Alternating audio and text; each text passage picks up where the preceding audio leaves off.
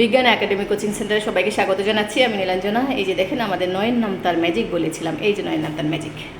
9 একে 9, 9 দুগুণে 18 আমরা পাচ্ছি না, এটা তো সবাই জানি তাই না? এটা সবাই জানি। এখন আমরা কি করছি, এটার মাঝখানে প্লাস চিহ্ন বা যোগ চিহ্ন দিয়ে দিচ্ছি।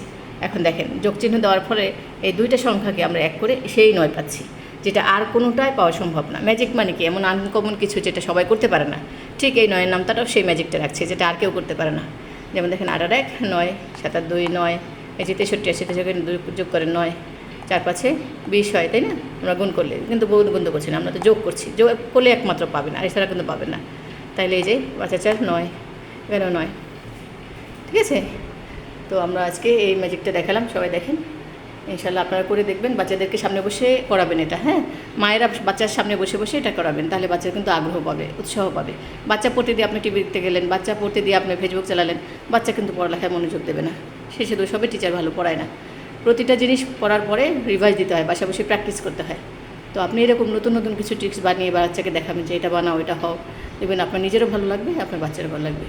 তো আজকে ভিডিও এখানে রাখছি। আল্লাহ হাফিজ।